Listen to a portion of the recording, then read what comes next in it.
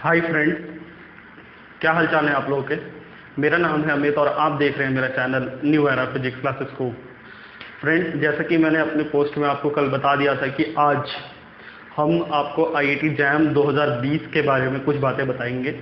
ये वीडियो मैंने टारगेट किया है उन सभी स्टूडेंट के लिए जो कि 2020 में यानी 2020 में आईआईटी जैम की परीक्षा देने वाले हैं, एग्जामिनेशन देने वाले हैं। सो बहुत ही इंपॉर्टेंट वीडियो होने वाला है फ्रेंड्स। वीडियो जो है आपको एक तरीके से पूरा देखना है ताकि सारी बात समझ में आए। अगर आपने बीच में स्किप कर दिया या आधी बात आप देख कर जाएंगे तो आधा नॉलेज हमेशा ही मतलब आपको गलत रास्ते पर ले जाता है। तो शुरू करने से पहले फ्रेंड्स मैं आपको बता दूं कि अगर आप लोग मेरे चैनल पे फर्स्ट टाइम विजिटर हैं तो चैनल को सब्सक्राइब करिए, वीडियो को लाइक करके जाइएगा, पूरा देखिए पहले। अगर वीडियो अच्छा लगे, समझ में आए हर चीज़, तभी लाइक करिएगा और अपने फ्रेंड्स के साथ शेयर करिएगा जो कि ये प्लान बना रहे हैं 2020 में आईआईटी जैम का पेपर देना है फिजिक्स का। ठीक है, तो हम शुरू करते हैं वीडियो। और जो फाइनल ईयर वाले हैं उनको मैं बता दूं, आपके पास यहाँ पर लिखा होगा, हर चीज़ पीछे लिखा नजर आएगा। जो कि फाइनल ईयर में है अभी, यानी फिफ्थ सेमेस्टर में जाने वाले हैं, फिफ्थ, और जिनका ईयरली वाला एग्जाम होता है वो थर्ड ईयर में जाने वाले हैं। आपके पास 6 महीने का टाइम बचा हुआ है तो 7 महीने, जुलाई, अगस्त, सितंबर, अक्टूबर, नवंबर, दिसंबर और जनवरी, 7 महीने आपके पास बचे हुए हैं। लेकिन 7th मंथ जो है आपको पूरा प्रीवियस ईयर एग्जामिनेशन के लिए छोड़ना है। तो यानी मिला जुला कर आपके पास 6 महीने बचे हुए हैं आईआईटी जैम 2020 के लिए। और इन 6 महीनों में आपको 6 सब्जेक्ट्स कवर करने हैं: mathematical physics, wave oscillation and optics, quantum modern physics, और आपका हो गया thermal physics and statistical physics, और इलेक्ट्रॉनिक्स, और भी आपके पास 1-2 टॉपिक्स होंगे जो आपको कवर करने हैं इन 6 महीनों में। तो आपको क्या करना है, हर एक मंथ में एक जो सब्जेक्ट है उसे कैसे भी करके कंप्लीट करना है। अगर आपको अपना सक्सेस जो रेट है, प्रोबेबिलिटी है, वो अगर बढ़ानी है तो आपको 1 महीने में एक सब्जेक्ट को 100% करना है। तो मैं आपको ऑलरेडी बता चुका था कई दिनों पहले कि मैं हर संडे को आईआईटी जैम 2020 एस्पिरेंट्स के लिए वीडियो अपलोड करूंगा। और जो मेरा अभी जो इस संडे जो है मैं आज आपको बताने जा रहा हूं मैथमेटिकल फिजिक्स के कुछ इंपॉर्टेंट पॉइंट्स, कुछ इंपॉर्टेंट ट्रेंड्स, कुछ इंपॉर्टेंट टॉपिक्स जिसको आप समझने के बाद बहुत ही अच्छा परफॉर्म कर पाएंगे अपने आईआईटी जैम के पेपर में। एक चीज़ आपको ध्यान रखना है, यहाँ पीछे अभी आपको दिख रहा होगा, ऊपर लोगो दिख रहा होगा आईआईटी जैम 2020 फिजिक्स, और PH is the code for physics. यहाँ पर आपको एक लोगो दिख रहा होगा, मैंने ये लोगो गूगल से लिया है और ये लोगो है आईआईटी कानपुर का, लिखा होगा आपको। तो इस लोगो में आपको दिख रहा है, मैंने ये ही लोगो क्यों लगाया है, क्योंकि अब मैं आपको कुछ फैक्ट्स बताने जा रहा हूँ, वो भी फैक्ट्स आपको वहीं लिखे हुए नजर आएंगे। सबसे पहला फैक्ट आपको मैं अभी बताऊंगा मैंने क्यों आईआईटी कानपुर का लोगो यूज किया। तो सम फैक्ट्स देखिए, IIT JAM is not a tough exam but competition is very high because every year number of candidate is increasing but number of seats is very less. देखिए क्या होता है कि जो success rate आपने ध्यान दिया होगा, 12th के बाद भी आप आईआईटी में एंट्री मार सकते हो and then the examination is JEE advanced, जो कि इंडिया टफेस्ट एग्जामिनेशन में से एक है। तो उसमें क्या होता है, सक्सेस रेट बोला जाता है 10% है, 12% है, लेकिन आईआईटी जैम एक ऐसा एग्जामिनेशन है जिसकी मदद से आप आईआईटी में एडमिशन तो ले सकते हो, लेकिन सक्सेस रेट बहुत कम है, 3%, 4%। अगर मैं बात करूं जनरल और मतलब टोटल सीट्स की, तो टोटल सीट्स मिला के 500 से 600 सीट्स हैं केवल आईआईटी के पास, सारे कैटेगरीज के मिला के। और जो पेपर देने वाले हैं वो हर साल बढ़ रहे हैं। नेक्स्ट ईयर इस बार आप देखिएगा 2020 में 16 से 17 हज़ार बच्चे हो जाएंगे। तो आप हिसाब लगा लीजिए 3 से 4% या मैक्स टू मैक्स 5% जो है इनका सक्सेस रेट जो है वो रहता है। तो पहली बात तो ये है कि IIT JAM is not a toughest exam. ये कोई एग्जाम टफ नहीं होता, बट सक्सेस रेट बहुत कम है, कंपटीशन बहुत ज़्यादा है। इसीलिए हम बोलते हैं कि आईआईटी जैम जो है वो इम्पोर्टेंट एग्जाम है और एक तरीके से पॉपुलर एग्जाम है for the admission into IIT. So पहला पॉइंट आपको ध्यान रखना है, IIT JAM is not a toughest exam. तो आपको चिल होकर पढ़ाई करनी है, थोड़ा रिलैक्स होकर पढ़ाई करना है, क्योंकि इतना टफ नहीं होता जितना जेईई एडवांस का पेपर होता है। ठीक है। दूसरा फैक्ट आपको ध्यान रखना है, देखिए for an average candidate preparing for IIT JAM it would approximately take 6 to 7 months to a year, but having said you might take lot less than that। आपको मैं बता रहा हूँ, एक एवरेज कैंडिडेट को जो अपने BSc में 6 to 7 CGPA मेंटेन करके रख सकता है, उसके लिए 6 से 7 महीने का ही ये कोर्स है। यानी वो फाइनल ईयर के अपने 6 to 7 मंथ डिवोट करके वो इजीली IIT जैम की प्रिपरेशन कर सकता है। लेकिन आप इससे कम में भी कर सकते हो। मैं आपको एक एग्जांपल बताता हूँ। 2017 में Kirorimal college university of Delhi का एक स्टूडेंट था, उसने लास्ट के ओनली 1 मंथ में कुछ प्रीवियस ईयर के पेपर को सॉल्व किए, 10-15 पेपर्स उसने करे होंगे और चला गया IIT जैम देने के लिए। आज की डेट में वो IIT हैदराबाद में MSc फिजिक्स कर रहा है।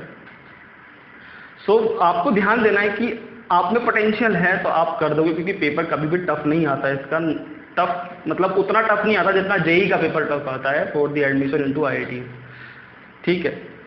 और भी फैक्ट मैं आपको बता रहा हूँ, IIT jam physics is now second popular exam after JEE advance for joining IIT। जिस तरीके से स्टूडेंट्स का जो नंबर है वो हर साल बढ़ रहा है, तो IIT जैम अब सेकंड ऐसा एग्जाम हो चुका है जिसकी मदद से आप IIT में जा सकते हो और ये पॉपुलर हो गया।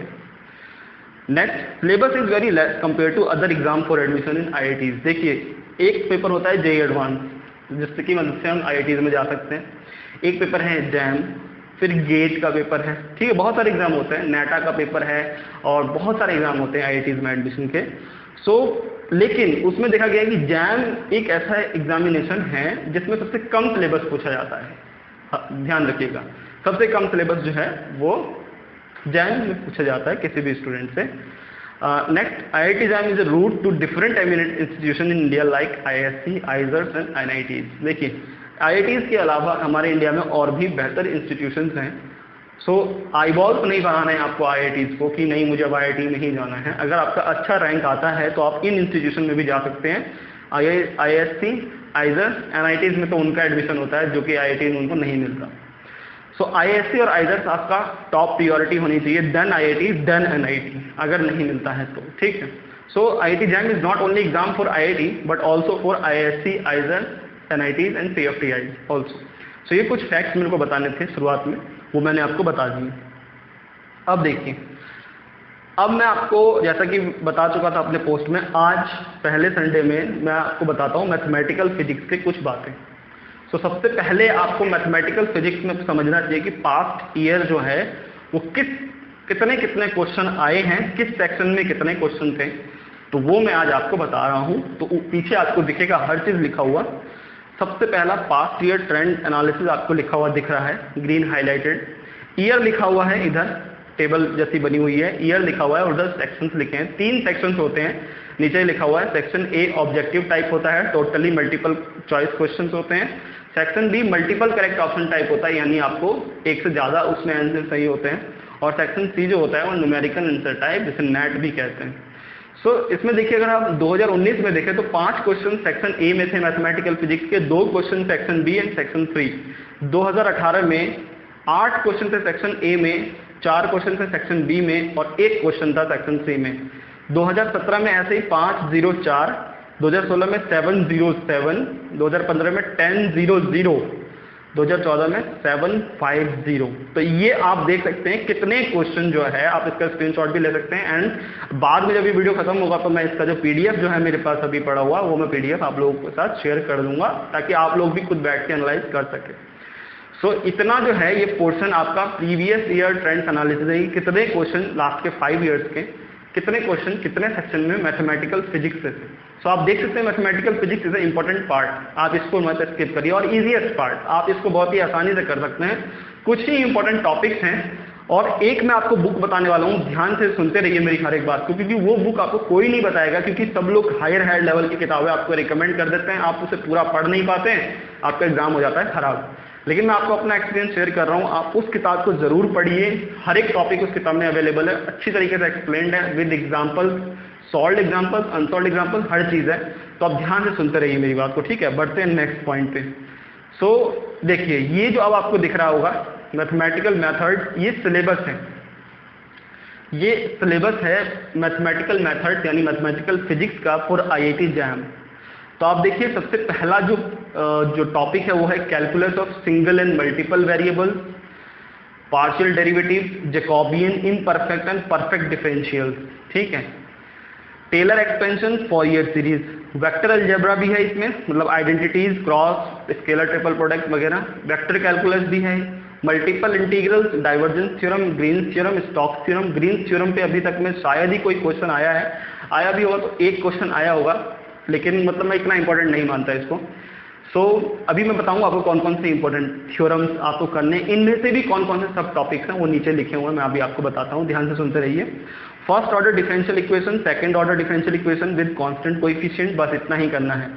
Matrices and determinants, algebra of complex number. Note अगर आप देखें, you don't need to do complex analysis for IIT JAM physics but basic complex numbers. एक चीज अपने दिमाग में फिट कर लीजिए, फ्रेमन ने एक बात कही थी कि जितना आपसे कहा जाए आप उतना ही करिए। सबसे अच्छा जो वे होता है हर एक चीज को करने का कि जितना कहा जाए उतना ही करिए। स्टूडेंट क्या करते हैं ना, एडवांस पढ़ने लग जाते हैं, वो एडवांस के चक्कर में पड़ जाते हैं, आईआईटी उनसे बेसिक क्वेश्चन पूछ लेता है, उनसे बनता नहीं है, फिर कहते हैं यार आईआईटी ने ऐसा कर दिया।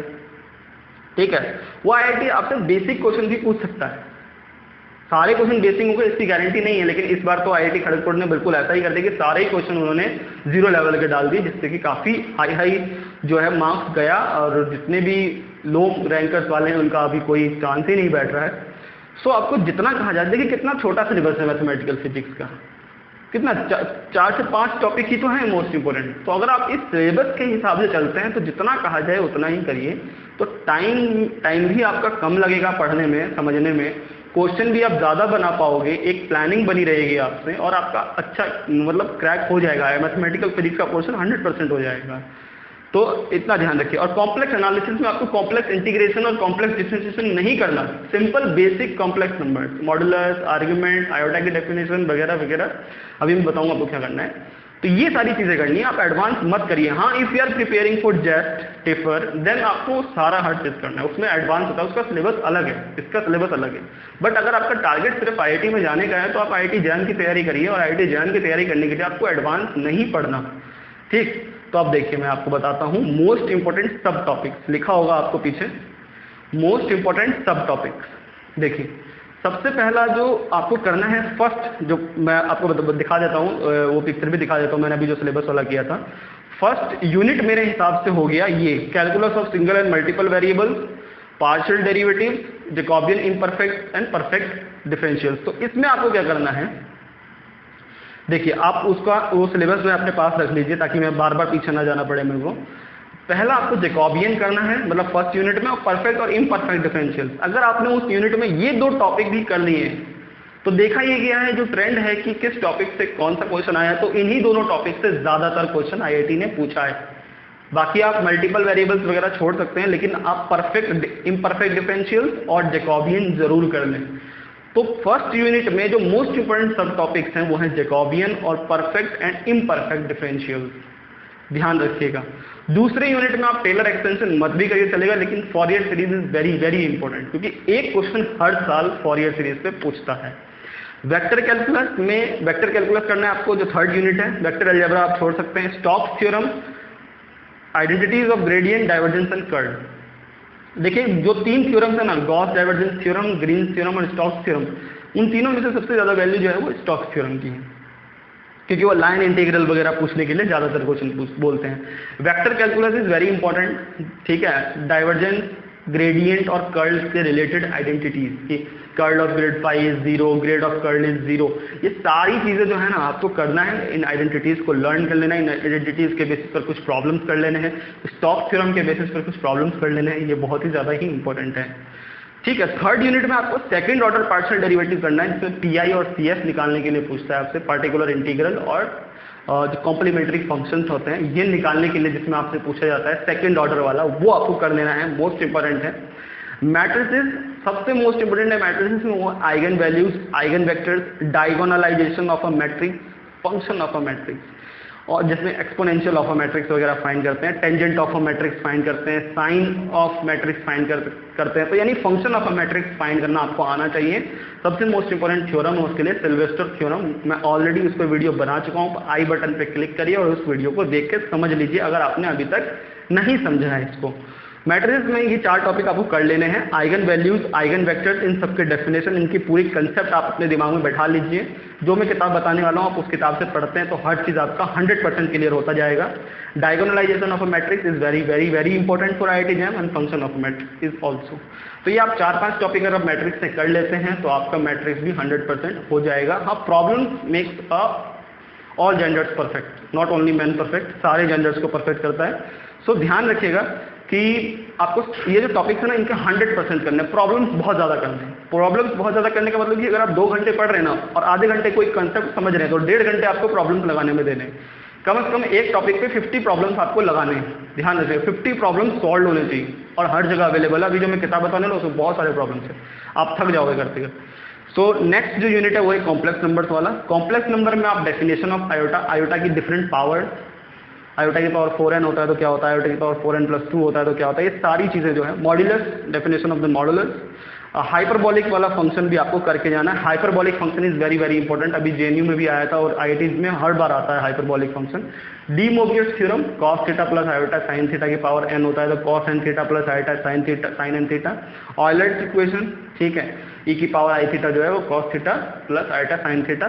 तो और हाइपरबॉलिक रिप्रेजेंट मैं आपको बता चुका हूँ। Hyperbolic function is very very important. तो आपको कॉम्प्लेक्स नंबर्स में इतना ही करना है, इसी के ऊपर क्वेश्चन आता है IIT में, कोई बाहर से कुछ नहीं आता है, आप इतना ही करिए। जो मोस्ट इंपोर्टेंट सब टॉपिक्स दिख रहे हैं ना आपको, इनको अगर आप कर लेते हैं 100% और आपके पास सेमेस्टर भी है साथ साथ, तो आप निश्चिंत रहेंगे कि मैंने कर लिया। और इसी से रिलेटेड क्वेश्चन आने वाला है, आप लिख के ले लीजिए कहीं पर कि सर आपने बताया था लेकिन ये तो बाहर से आ गया। इन्हीं टॉपिक में से आपका आएगा, इन्हीं सब टॉपिक में से आपका कोई क्वेश्चन आएगा, ठीक। तो अब देखिए, अब मैं बढ़ता हूँ अपने नेक्स्ट पेज पे। आप देखिए, मैं बताने वाला हूँ आपको सबसे जो आप इंतजार कर रहे थे जिसके लिए, वो है मोस्ट इंपॉर्टेंट बुक्स। सबसे पहले जो आपको अगर ये पॉसिबल है तो mathematical physics by HK Das आप अपने पास रखिए। HK Das is very popular book in between the BSc honours physics और BSc फिजिक्स स्टूडेंट। और engineering mathematics by Erwin Kreyszig, ये बहुत ही ज़्यादा रिकमेंडेबल है। Mathematical methods for physicist by Arfken and Weber, ये भी बहुत ही ज़्यादा रिकमेंडेबल है। बट मेरे लिए अगर आप इंडियन ऑथर की बुक ये वाली पढ़ते हैं तो आप 100% मैथमेटिकल फिजिक्स को समझ पाएंगे, उसके क्वेश्चंस को कर पाएंगे और अच्छा स्कोर कर लेंगे मैथमेटिकल फिजिक्स वाले पार्ट में। वो है higher engineering mathematics by BS Grewal, और जबकि मैंने इसको हाईलाइट किया है ग्रीन कलर से, वो है most important for IIT JAM physics. तो अगर आप ये किताब अपने पास रखते हैं, इतनी मोटी किताब है, ये सारा सिलेबस कवर्ड है। इवन आपका जो BSc का सिलेबस है मैथमेटिकल फिजिक्स या मैथमेटिक्स में, तो वो सब कुछ है इसमें। बहुत अच्छी किताब है। अगर आपके पास वो नहीं है तो मैं आपको लिंक दे दूंगा, आप डाउनलोड करके पढ़ सकते हैं। मे बी वो बुक काफ़ी हैवी साइज़ की है, 150 या 200 MB की, तो आप उसे डाउनलोड करके भी पढ़ सकते हैं। नहीं, अगर आपको डाउनलोड करने में आपको मतलब डाउनलोड करे हुए किताब को पढ़ने में आपको दिक्कत आती है तो आप जो है मार्केट से खरीद सकते हैं। 600-700 रुपये की बुक है, ठीक है।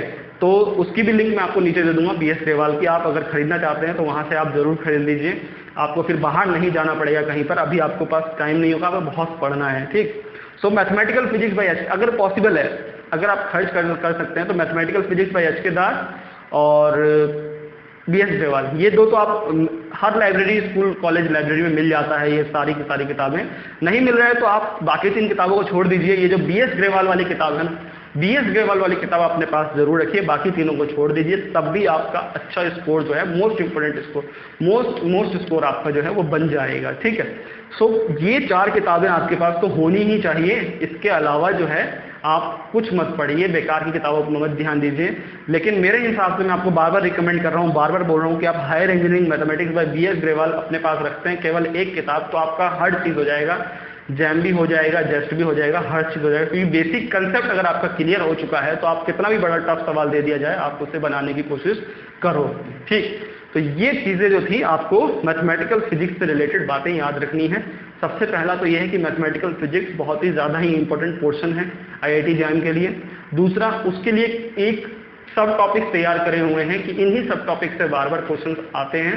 तीसरा, आपको क्या करना है, एक अच्छी किताब को फॉलो करना है। अगर आप एक अच्छी किताब को फॉलो करते हैं, you don't need any help, आपको किसी की हेल्प की जरूरत नहीं पड़ेगी अगर आप एक अच्छी किताब को फॉलो कर रहे हैं। और वो अच्छी किताब मैंने आपको बता दी है, वो है higher engineering mathematics by BS Grewal.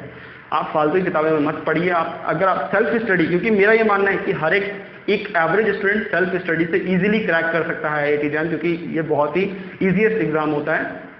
So IIT jam को क्रैक करने के लिए आपको 6 से 7 महीने तैयारी करनी है, और इन किताबों को अगर आप फॉलो करते हैं और मैथमेटिकल फिजिक्स को 1 महीना देते हैं ना, और इस किताब में से सारे प्रॉब्लम्स करने की कोशिश करते हैं जो भी टॉपिक्स आपके सिलेबस में है, तो आप अच्छा स्कोर कर पाएंगे। ठीक है। सो मैथमेटिकल फिजिक्स से रिलेटेड तो मैं इतनी बातें बताने वाला था। देखिए ये चीज़ें मैं जस्ट के लिए नहीं बता रहा हूँ, ये चीज़ें मैं टिफर के लिए नहीं बता रहा हूँ, उसके लिए हर जो वीक डेज हैं उनमें वीडियो आएंगी। संडे को मैं सिर्फ IIT जैम की बातें बताऊंगा। ठीक है। सो आज जो है वो मैथमेटिकल फिजिक्स के बारे में बताया। अब देखिए मैं कुछ और बातें आपको बताने वाला था। देखिए IIT जैम जो है ना is not only the only option, मतलब ये सिर्फ ऑप्शन सिर्फ यही नहीं है। IIT jam is a opportunity. आपको ये अपॉर्चुनिटी मिलता है कि आप IIT में एंट्री कर सकते हो, आपका रिसर्च इन्वायरमेंट बनेगा, कुछ टॉप के IITs में ही है ऐसा। तो आप कोशिश करोगे कि आपकी रैंक 100 के अंदर है या 200 के अंदर हो, आपको 500 600 रैंक से कोई लेना देना नहीं है, क्योंकि न्यू IITs में अभी उतना ज़्यादा रिसर्च का डेवलपमेंट हुआ नहीं। तो आपको पूरी कोशिश करनी है कि आपकी जो रैंक है वो 200 के नीचे हो, तभी आप एक टॉप IITs में एंट्री मार पाओगे और आपका जो रिसर्च इन्वायरमेंट है वो काफ़ी अच्छा बनेगा, आप बहुत अच्छा रिसर्च कर पाओगे। तो लेकिन ये एक अपॉर्चुनिटी है, is not the only option. आपको इसके साथ साथ जितने भी MSc के एंट्रेंस होते हैं, जैसे JNU है, सेंट्रल यूनिवर्सिटी, दिल्ली यूनिवर्सिटी है, बनारस हिंदू यूनिवर्सिटी है, हैदराबाद सेंट्रल यूनिवर्सिटी है, जामिया है दिल्ली में, और बहुत सारे टॉप के जो इंस्टीट्यूट्स हैं रिसर्च, जैसे SRI है, IMSC है, और आपका IIA है, इंडियन इंस्टीट्यूट ऑफ एस्ट्रोफिजिक्स है, और आपका CMI है। बहुत सारे ऐसे रिसर्च इंस्टीट्यूट्स हैं जहाँ पर इससे भी अच्छे पढ़ाइयाँ होती हैं। उसके लिए आपको जेस्ट की तैयारी करनी पड़ती है, और जेस्ट का पेपर फरवरी में ही होता है, जैम से 7-8 दिन बाद। तो उसके लिए एक अलग से मैं आपको वीडियो बताऊंगा कि जेस्ट के लिए आप क्या क्या फॉलो करें, कौन सी बुक को फॉलो करें, अब कितना आपको पढ़ना है, कौन कौन से मोस्ट इंपोर्टेंट सब टॉपिक्स हैं, वो सारी चीज़ें भी मैं आपको। तो ध्यान रखना है, IIT is not the only option, IIT is an opportunity. वो भी साथ साथ चलना चाहिए और वो भी साथ साथ चलना चाहिए। हर चीज़ को सोच समझ के आपको काम करना है, क्योंकि आपको इंजीनियरिंग तो करनी नहीं है अभी, आपको पैसे को, जो आप साइंस स्ट्रीम में पढ़ रहे हो, साइंस में आप फिजिक्स पढ़ रहे हो, तो आपको रिसर्च के लाइन में जाना चाहिए। ठीक। सो ये जो बातें थी मेरे को बतानी थी आज मैथमेटिकल फिजिक्स के लिए, जो मैंने बातें बताई, अगर आप फॉलो करते हैं तो आप अच्छा कर पाएंगे। और अगर आपको इससे रिलेटेड कोई डाउट है, कोई चीज़ पूछनी है कि सर ये क्या हुआ, ये कैसे करना है, तो आप नीचे कमेंट सेक्शन में लिख दीजिए, ज़रूर रिप्लाई करूँगा।